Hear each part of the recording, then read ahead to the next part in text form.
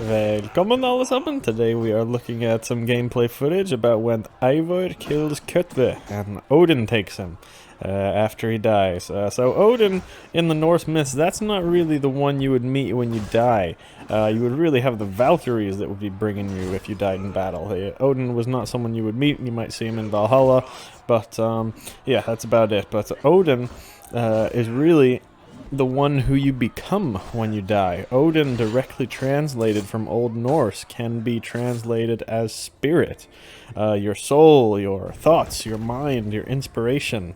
Odin is your spirit that transcends through all the different realms onto this life and the next, and it's our soul that's always there. This is what Odin represents. That's what's generally agreed upon in the community, but there are some sources that actually say Odin was a real person in very ancient times, and in this video I'm going to speak about that story and where Odin was from and how the gods became to exist.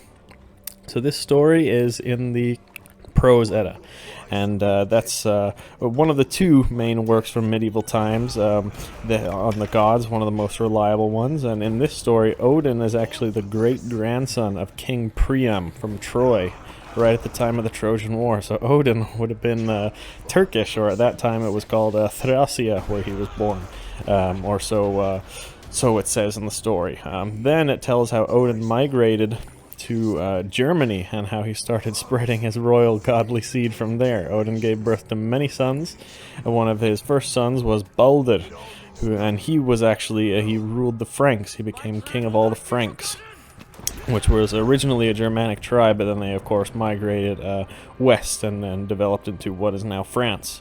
Then after that, Odin migrated to Denmark, and another one of his sons called Skjolder.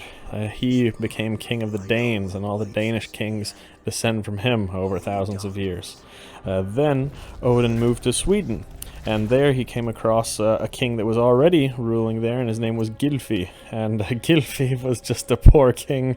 Odin and all the other gods used to use magic to trick him, and eventually Odin removed Gylfi from his kingdomship, and he puts his son Yngve as the king of the Swedes, and this is where the Ynglings come from, like you hear in Ynglinga saga and some of the other popular Old Norse sagas about the Yngling family.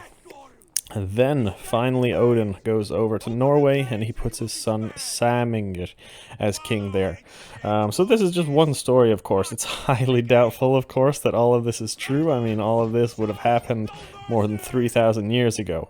But that's a long, long debate about the accuracy of that story. If you're interested, I do cover the whole thing in my other channel, and I speak exactly about that when I go into a lot more detail about what the sources say. That link is in the description below, but that's about it for this video. Vi ses nästa gång.